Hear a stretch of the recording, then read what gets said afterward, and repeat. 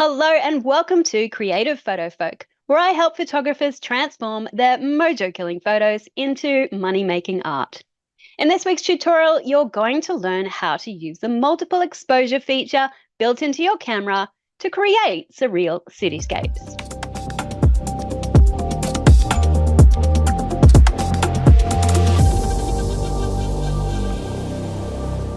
So the way this works is by taking two exposures, one with your camera the right way up and one with your camera upside down, much to the amusement of onlookers. Then your camera's multiple exposure feature will combine those two images into an interesting reflection. But first of all, we need to work out whether your camera has the multiple exposure feature. And thankfully, most modern cameras do. But if you're not sure, head to Google and type in your camera model with the words multiple exposure just to double check. Now, there's a multitude of cool creative ways to use this feature, but because I've been house sitting in a city recently, I was practicing mostly with buildings. So that's become the topic of this tutorial because I feel like this channel needs more architecture projects anyway. To set this feature up, you'll need to go into your menu and find the multiple exposure option. On my Canon 5D Mark III, you can access this easily by pressing the Creative Photo button and rolling over to the middle option. Although I also have this set up in my Favorites menu for quick access. Select Multiple Exposure and roll down to On Function Control. For the next option, you can choose whichever one you like, and I'll show you some different examples of how they each look later. But I found that additive tends to work best. For your first experiments, I recommend setting your number of exposures to 2, but you can choose to take up to 9 shots on my particular camera. Next, Save Source Images allows you to save both the original photos and the combined photo. So it's entirely up to you how you want to set that, but I like to keep it on so I can easily see what the source images look like and then even use them later in Photoshop to create my own combinations if I choose. Now, I have the next option set to continuously because that's how I get happy accidents when I forget to turn the feature off. But the easiest way to disable this effect, rather than going back into the menu, is just to turn your camera off so that it resets.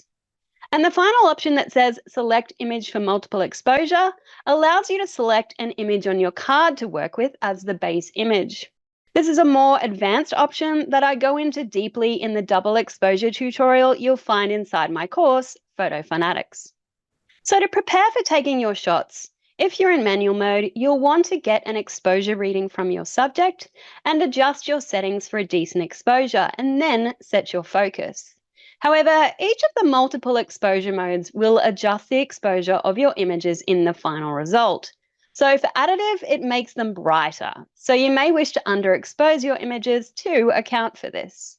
Now, silly old me completely forgot that if you turn on live view mode, you can actually see a preview of how the two shots are going to look together. So you can get the alignment right. So unfortunately, I shot all of my examples completely by guessing how things were aligning.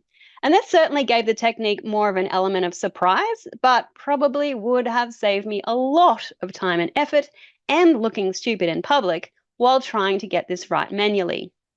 Because of this, I had every intention of trying to look smart in this video by analysing exactly what subject positions combine the best, and then passing this knowledge on to you.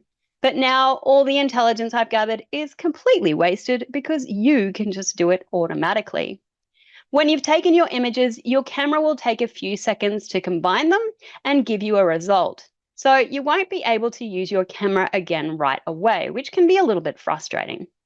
Since I can't impress you with my smarts, let's just take a look at a few examples so that you can see the different types of images that you can create. But in all honesty, if I'd remembered about that live view feature, I probably wouldn't have ended up with quite so many interesting specimens. So first, let's compare what the different modes look like. So we've got additive, average, bright, and dark. Now, I've tried to get a clear explanation of how each of these settings work to combine the images together, but didn't have much success. From my experiments, you'll find that additive gives the best blends, average makes everything look kind of dull, Brights blows out the exposure and doesn't leave much behind of interest, and darks often creates interesting results, but there's a lot going on. Now, I liked these results best when taken on overcast days, so that the white sky doesn't distract from the subject. But cloudy skies and even sunsets can create a whole other mood. For example, these ones. My favourite shots were taken by using a zoomed-in telephoto lens to crop out other distracting buildings, which creates these symmetrical type boxes. But sometimes staggered buildings looked really interesting too. If you don't like the extra bits hanging around the sides, you can go into Photoshop and select Subject, then select Inverse, and add a solid colour white layer to remove them. You'll want to experiment with both landscape and portrait orientations. When shooting in portrait orientation, rather than turning your camera upside down, you'll hold it sideways and just flip it to the other side for the second shot. Now, here's a few more of my favourite examples. When I forgot I was still in multiple exposure mode, I ended up taking some really interesting shots where the camera was moved only slightly. And I actually really love how these look. Once you practice this technique a few times, you'll be able to effortlessly set it up so you can experiment with shooting different types of subjects and by experimenting with the different modes and number of shots. It can be used beautifully with portraits to overlay two different portraits, a close-up and a further away, or two different people, or to combine scenery with a portrait. Taking even more than two shots could give you results along the lines of the Pep Ventosa technique, which is a new tutorial I'm currently working on for inside my course, Photo Fanatics.